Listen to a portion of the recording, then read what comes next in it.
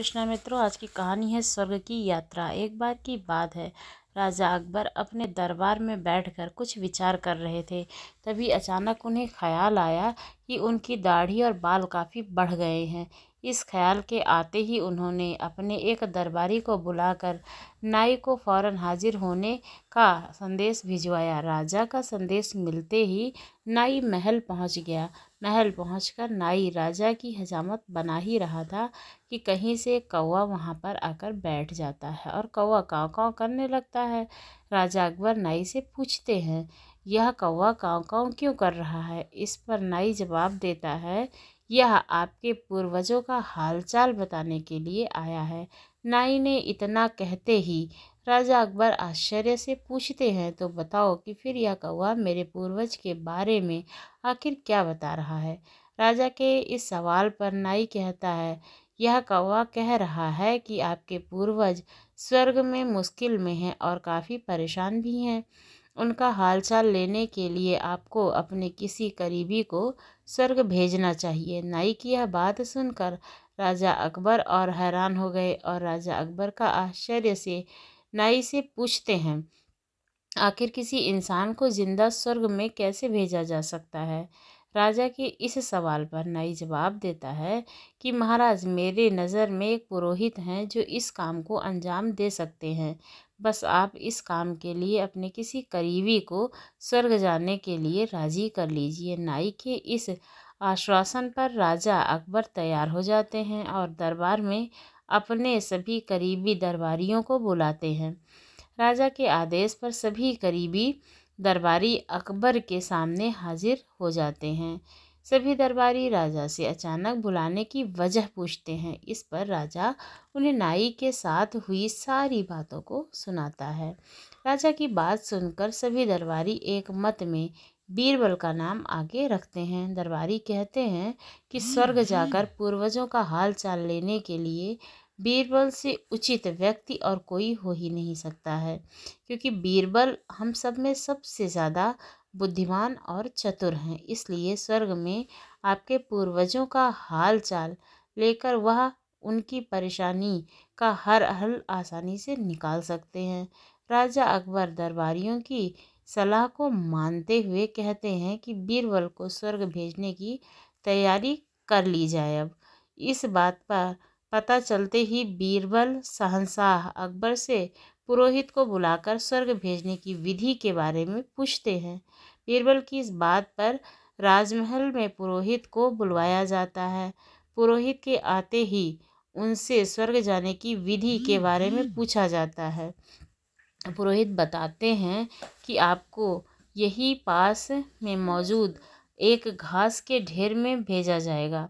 बाद में उस ढेर में आग लगा दी जाएगी।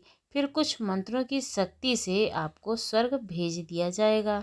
स्वर्ग जाने की पूरी प्रक्रिया जानने के बाद में बीरबल राजा अकबर से करीब 11 दिन का समय मांगते हैं और पुरोहित को 11 दिन बाद बुलाने की बात रखते हैं। वह कहते हैं कि मैं स्वर्ग जा रहा हूँ और कितने दिन मुझे लौटने में लगेंगे इस बारे में कुछ भी निश्चित नहीं है। इस तौर पर कुछ भी कहना मुश्किल है, इसलिए स्वर्ग जाने से पहले एक बार मैं अपने परिवार से मिलना चाहता हूँ और कुछ समय उनके साथ में व्यतीत करना चाहता हूँ। बीरबल अपने घर जाने के लिए महल से रवाना हो जाते हैं। देखते ही देखते 11 दिन बीत जाते हैं और 12वें दिन बीरबल स्वर्ग जाने के लिए अकबर के सामने हाजिर हो जाते हैं। पुरोहित को अब बुलाया जाता है और बीरबल को स्वर्ग भेजने की तैयारी की जाने लगती है। पुरोहित से बीरबल को स्वर्ग भेजने के लिए महल से कुछ दूर घास का एक ढेर लगवाते हैं। बीरबल को स्वर्ग भेजने के लिए घास के ढेर के अंदर भिजवाया जाता है। घास के ढेर के अंदर जाते ही पुरोहित घास के ढेर में आग लगा देते हैं और बीरबल को स्वर्ग भेजने की प्रक्रिया पूरी हो जाती है। धीरे धीरे 2 महीने बीत जाते हैं और राजा अकबर को बीरबल की चिंता होने लगती है।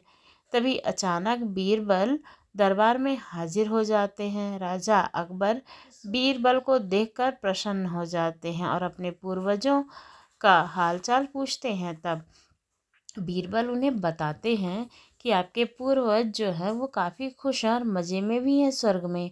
उन्हें बस एक ही तकलीफ़ है कि उनकी दाढ़ी और बाल जो है वो काफ़ी बड़े हो गए हैं, जिन्हें काटने वाला स्वर्ग में कोई भी नाई नहीं है, इसलिए वहाँ उन्हें एक नाई की ज़रूरत है।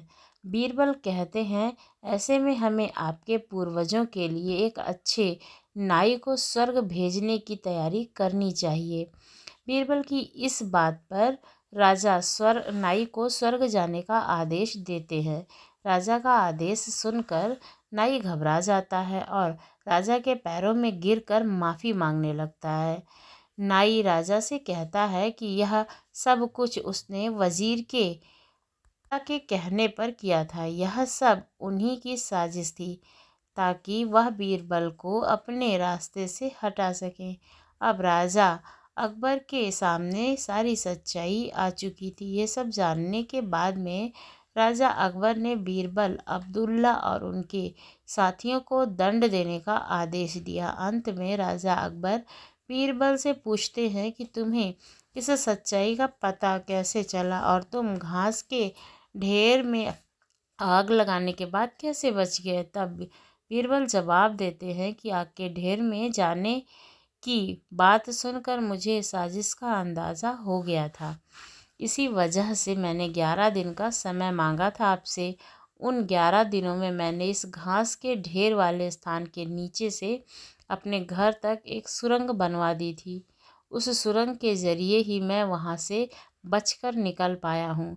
बीरबल की पूरी बात को सुनकर राजा अत्यंत प्रसन्न हुए और बोले, वाह बीरबल वाह, यह काम केवल तुम ही कर सकते थे और कोई नहीं कर सकता था। आपको कहानी कैसी लगी ज़रूर बताइएगा। यदि अच्छी लगी हो तो हमारे चैनल को सब्सक्राइब कीजिएगा। धन्यवाद।